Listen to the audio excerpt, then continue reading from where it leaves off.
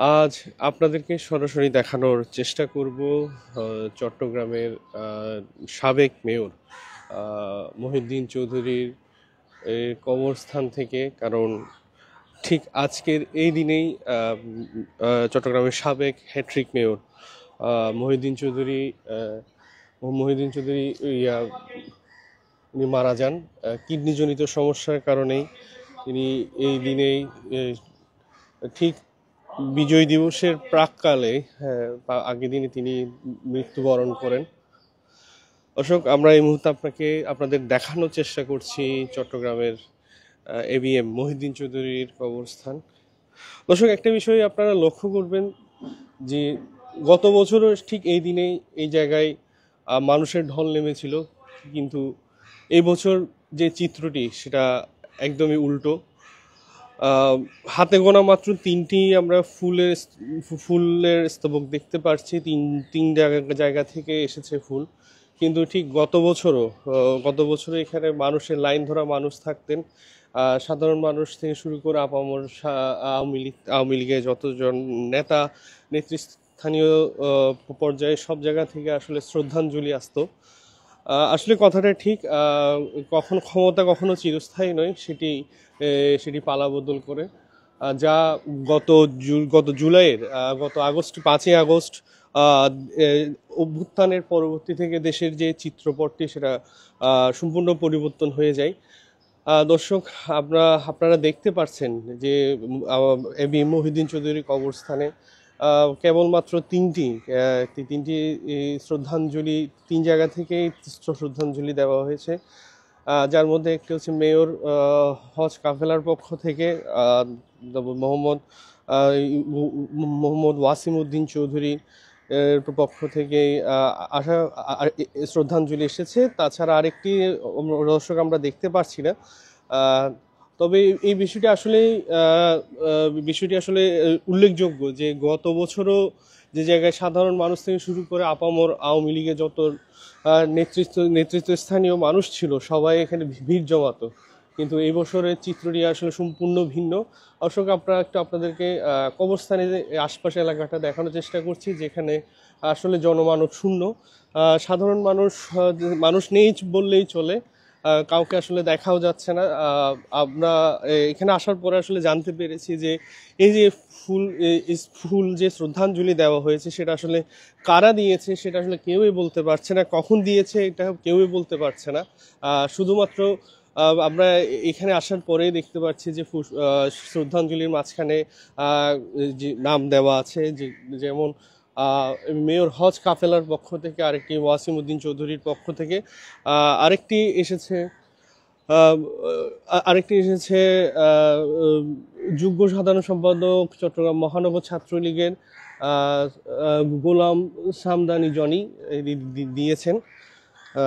দর্শক, আপনারা হয়তো জানেন ঠিক এই দিনেই 2017 সালে এবি মহিউদ্দিন চৌধুরী ইন্তেকাল করেছিলেন, যিনি চট্টগ্রামের উপজেলার গহিরা গ্রামের একটি সম্ভ্রান্ত পরিবারে জন্মগ্রহণ করেছিলেন।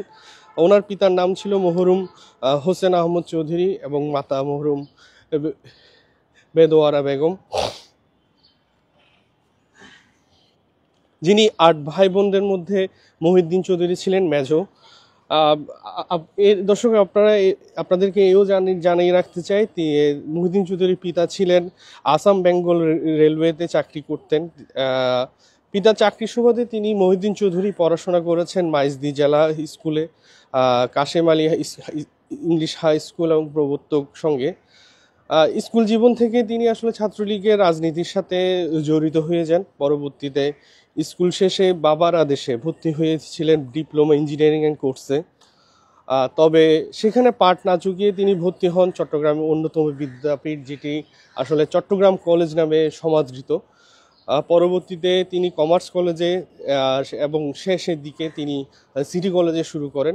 আসলে সিটি কলেজ থেকে তার বিপ্লবী রাজনৈতিক জীবনের হাতেখড়ি পরবর্তীতে চট্টগ্রাম বিশ্ববিদ্যালয় থেকে স্নাতক এবং স্নাতকোত্তর ডিগ্রি লাভ করেন। রাজনৈতিক জীবনের শুরুতে তিনি জননেতা সান্নিধ্যে আসেন জননেতা জহুর আহমেদ চৌধুরী।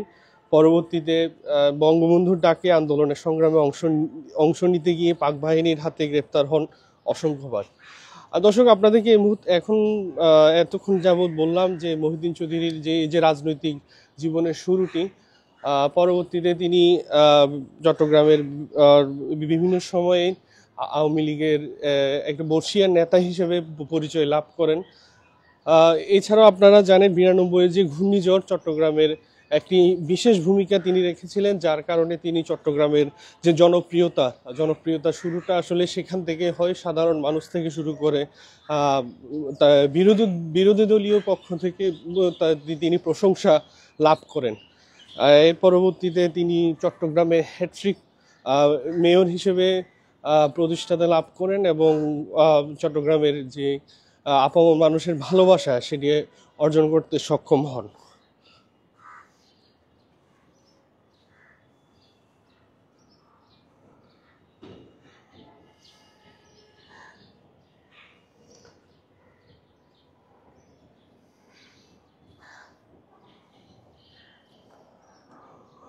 দর্শক, এখনো পর্যন্ত আমরা সর্বশেষ তথ্য অনুসারে আজকের এই 2024-এর 15ই ডিসেম্বর এখনো পর্যন্ত আমরা কোনো সাবেক মেয়র যিনি চট্টগ্রামের সাবেক মেয়র ছিলেন এবি মহিউদ্দিন চৌধুরীকে স্মরণ করে কোনো স্মরণ সভা এখনো পর্যন্ত আমরা আসলে খবর পাইনি।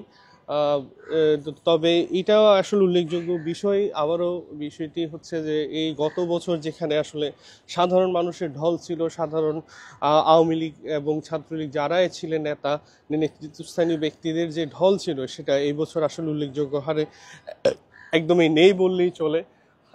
পুরো এই যে চশমাহিলির যে কবরস্থানটি আসলে সম্পূর্ণই খালি, যেখানে কোনো আসলে পুরোপুরি জনমানব শূন্যহীন, আসলে কাউকে দেখা যাচ্ছে না।